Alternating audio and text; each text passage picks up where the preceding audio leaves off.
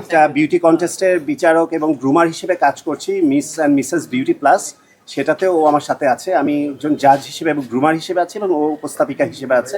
ওখানে তমা রশিদ, হ্যাঁ। তো ওর সাথে আমি কাজ করছি এই প্রজেক্টেও। বর্তমানে আমি যে প্রজেক্ট আপনারা দেখছেন, যে প্রতিযোগিতা বিউটি কন্টেস্টের সাথে আমি ইনক্লুডেড বা সংশ্লিষ্ট আর কি।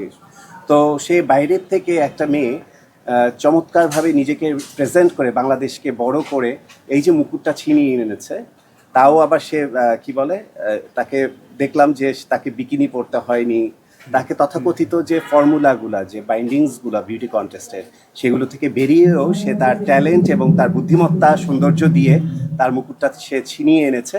সো ডেফিনেটলি এটা আমাদের জন্য গর্ব। আর এটা শুধু ছিনিয়ে এনেছে বা ও পেয়েছে এটা না, আমি ওর কাছে এক্সপেক্ট করব ও এটার যেন যথাযথ মর্যাদা রাখে এবং অনেক ভালো ভালো কাজ করে এবং আমাদেরকে আরও সমৃদ্ধ করে। ওর জন্য আমার অনেক দোয়া এবং শুভকামনা রইল। আচ্ছা ভাইয়া,